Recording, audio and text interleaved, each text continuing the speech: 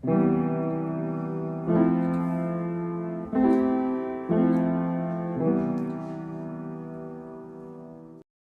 process now. There's no rain coming according to the forecast. No rain coming. It's just cool.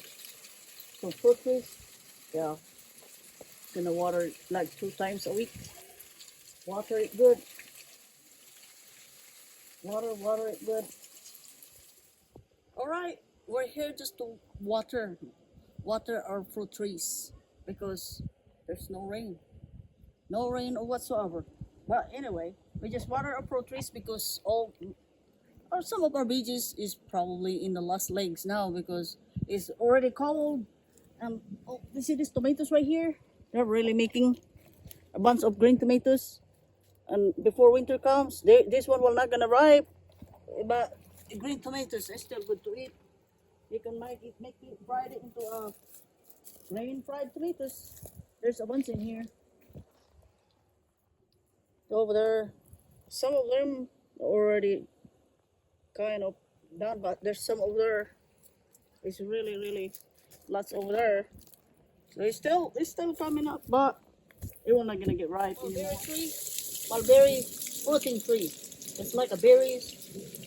Well, it doesn't look really good, but 100% you really cannot kill mulberry.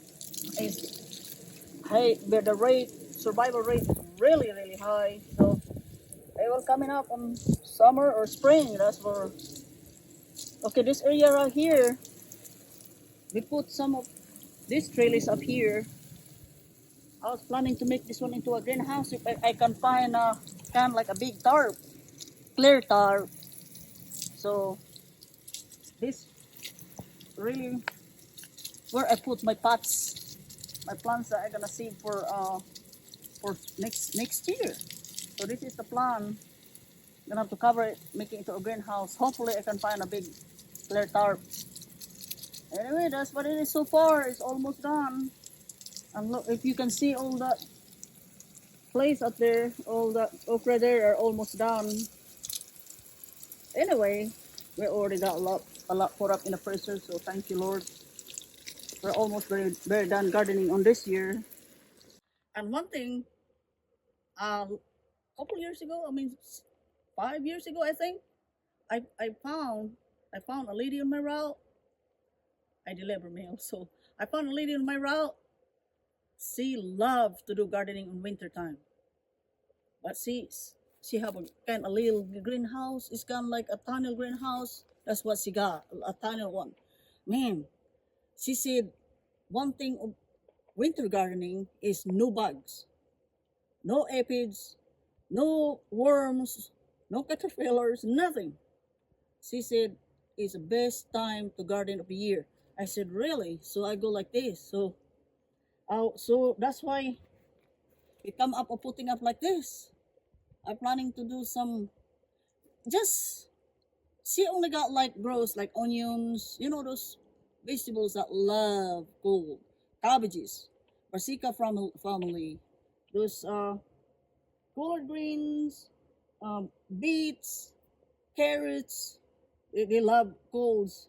And she even got some garlics and onions, and she got those any turnips, things like that. All greens is she got it in her.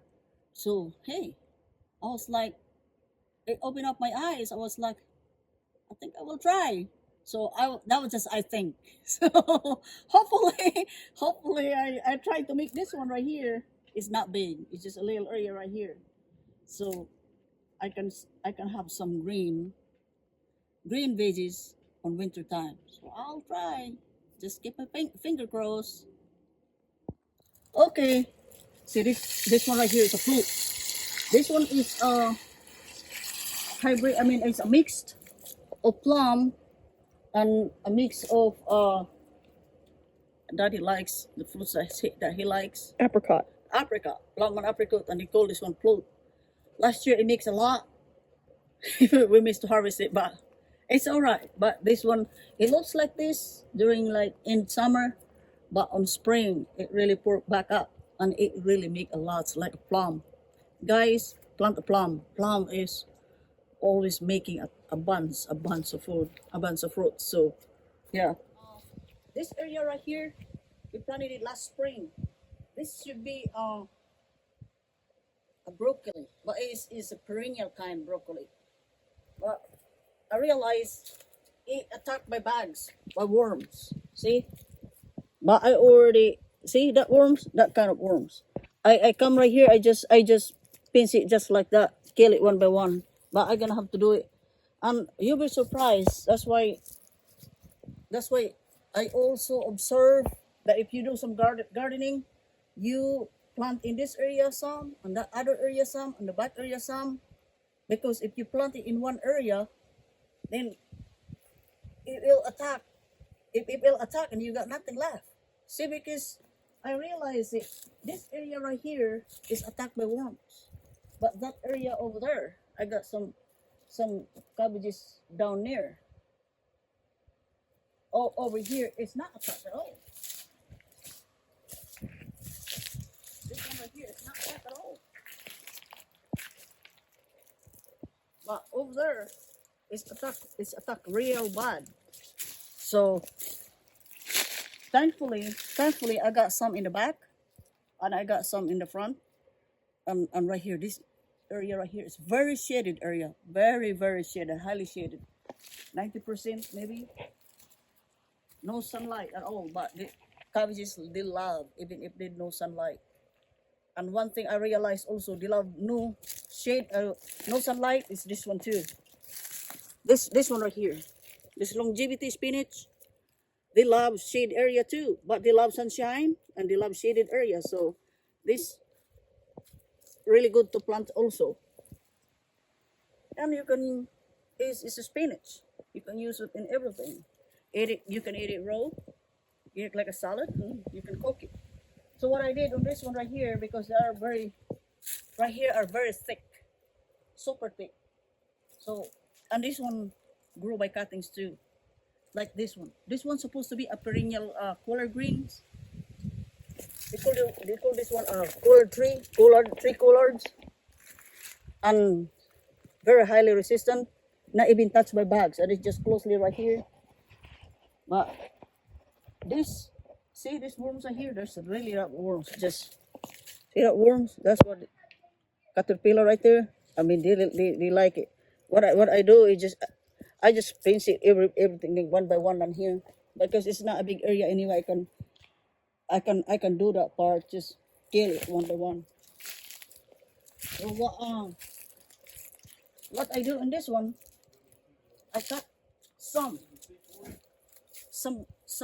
like branch. It will branch up this one, and it become fold up. It's so thick, so I cut some branch and plant the branch. This one grow by cuttings also, because I already experienced it. I already tried it, and it grow by cuttings. So I cut some branch up here that is very thick. This one right here got a big branch up here. I cut it and I move it right here. Okay, see this one right here? It's gonna be look like this to begin with, because I just planted on this one yesterday. So this is just cuttings, but just keeps watering it in a week, and it's gonna be pork back up. I just like this one right here. I just go ahead and take out the leaves. I line up over there all the way down towards over there, and some over there too in that area down there at the end. So it's to fill up this in the front. Okay, that when you plant these cuttings, you make sure the ground is really wet, very wet, or until it's already sprouting, that you can see that it's already survived. Make sure water every single day, maybe morning and evening if it's very hot. That way, make sure that they will survive.